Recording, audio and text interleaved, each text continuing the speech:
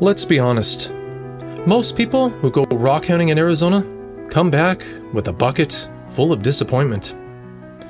But what if I told you the secret between finding nothing and finding incredible specimens is just avoiding 5 simple mistakes? Don't even think about wasting your time and gas money in places like Wickenburg or Payson until you've seen this. Arizona is a rockhounding paradise. Seriously.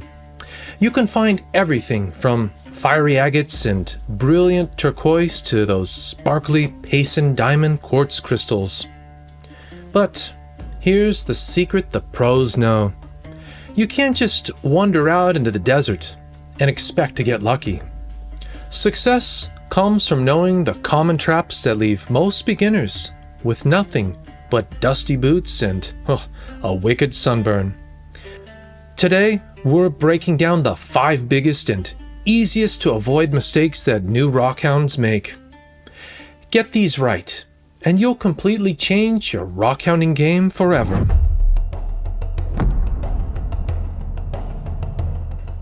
Alright, mistake number 1 is just showing up blind with zero research.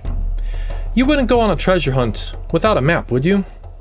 So why would you go looking for rocks without one? So many people assume that all that wide open desert is fair game. But that's a fast track to getting a hefty fine for trespassing. So what do? You've got to know the land status before you even leave the house. You see, a lot of Arizona's best collecting is on Bureau of Land Management, or BLM land, which is generally open for personal collection. But you have to be sure. Arizona State Trust land, for example, requires a recreational pass just to hike on it, and flat out prohibits rockhounding without a specific lease. And you can forget about national parks and monuments. They are completely off limits for collecting. Here's what you can do. Use the online BLM maps to check out property boundaries. It only takes about 5 minutes of prep, and it's the difference between an awesome day and a totally wasted trip.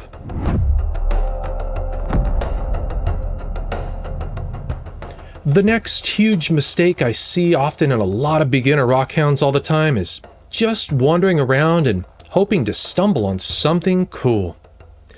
That's not a strategy. It's a recipe for a long, hot walk. Arizona's geology is incredibly diverse, and different minerals show up in a very specific kinds of places. The key here is to match your spot to your target rock. Do a little digging online about the local geology. For instance, areas around Payson, like the famous Diamond Point, are loaded with beautiful quartz crystals thanks to that area's volcanic history. The region around Wickenburg is known for its old mines, where you can find copper minerals like chrysocolla, turquoise, and the washes and old mine tailings. Your best bets are almost always going in dry washes or on eroded hillsides and in those rocky outcrops, especially after a really good rain has washed all the dust away and exposed the new stuff. You'll know what you're looking for, and you'll stop walking right past the treasure.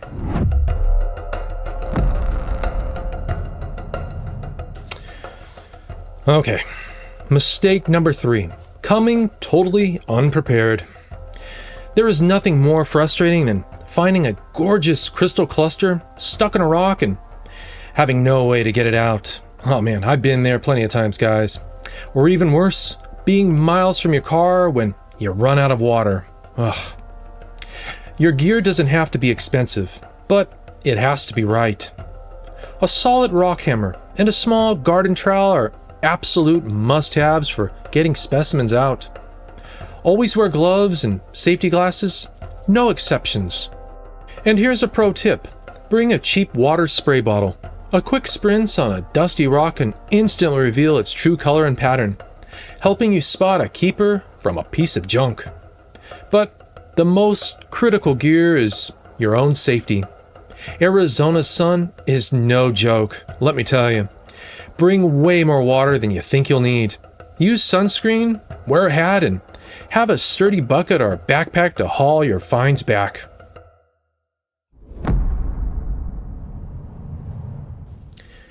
And that leads us right into the next big mistake. Completely forgetting about safety and basic rockhounding etiquette. It's so easy to get focused on the ground and stop paying attention to your surroundings or the impact you're having. First up, your personal safety. You always have to be aware of your environment. In Arizona, that means watching for rattlesnakes, centipedes, and scorpions, which love to hide under rocks and in shady crevices. Never dig under a sketchy-looking, unstable rock wall. And remember that flash floods can rip through washes without any warning, even if it's not raining where you are. And just as important is being a responsible collector.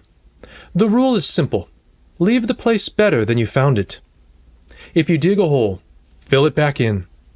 On public lands, you're generally allowed to collect a reasonable amount for your personal use, which is often around 25 pounds a day, and that's it. This makes sure these amazing places are still around for the next generation of rockhounds to enjoy.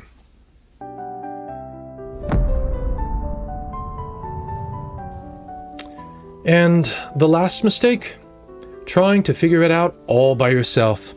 Look, a solo trip in the desert can be a great thing, but you'll learn 10 times faster if you tap into the local rockhounding community. Seriously, the best thing you can do is connect with other rockhounds. Even I'm always learning something new from my viewers on this channel. Arizona has a ton of gem and mineral clubs, and the members are almost always happy to share what they know. They all have the same passion for rocks. They organize group field trips to proven spots, which is a fantastic and safe way to learn the ropes. Even just visiting a local museum near where you're hunting can give you a perfect idea of what treasures are found in that specific area. These are the connections that teach you the unwritten rules to help you find those special spots that aren't on any public maps. So, if this video helped you plan your next Arizona adventure, do me a favor and hit that subscribe button, because we have a lot more spots to check out. Give this video a like and let me know in the comments, what's the best rock you've ever found in Arizona? Or what are you hoping to find on your next trip out here? Alright, let's recap. The 5 mistakes that are holding you back are not researching your spot, searching without a target, using the wrong gear and ignoring safety and ethics, and trying to go at it all alone. Avoid these, and you'll stop coming home empty-handed. Arizona is packed with incredible treasures, and now you've got the roadmap to go out and get them. Stay safe, collect responsibly, and happy hunting, my friends.